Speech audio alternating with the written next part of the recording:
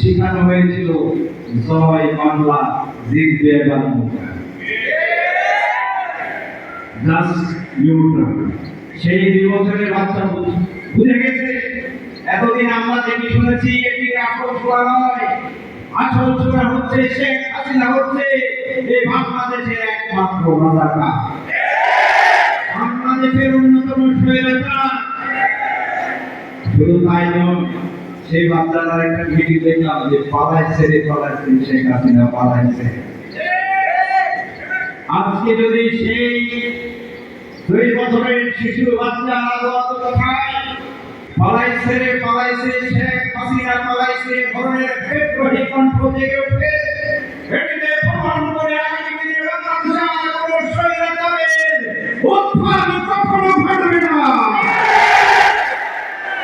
এই পরিবারী বক্তব্য আমাদেরকে বলে যে আর কোনো স্বৈরাচারী এদেশে ঠাঁই দেওয়ার সুযোগ নেই।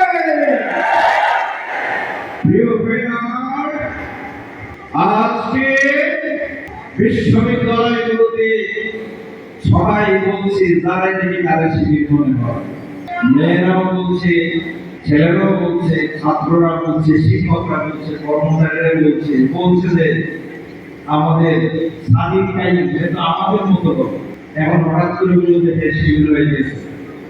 এখন যারা দেখি তারাই শিবির মনে হয়। এটি প্রমাণিত হয়েছে বাংলাদেশের আগামী দিনের নেতৃত্বদাতাই ইসলামী ছাত্র হিসেবে মানুষের হৃদয়ে একটি আকাঙ্ক্ষা হয়েছে। বাংলাদেশে আগামী দিনের রক্ষার ঠিকানা হচ্ছে বাংলাদেশ ইসলামী ছাত্র হিসেবে। এখন আমাদের হাতে যথেষ্ট সুবর্ণ সুযোগ এসেছে। স্কুল, কলেজ, মাদ্রাসা, এলাকায়, গ্রামে, গ্রামান্তরে, স্টুডেন্ট বিল্ডিং যেখানে মানুষ রয়েছে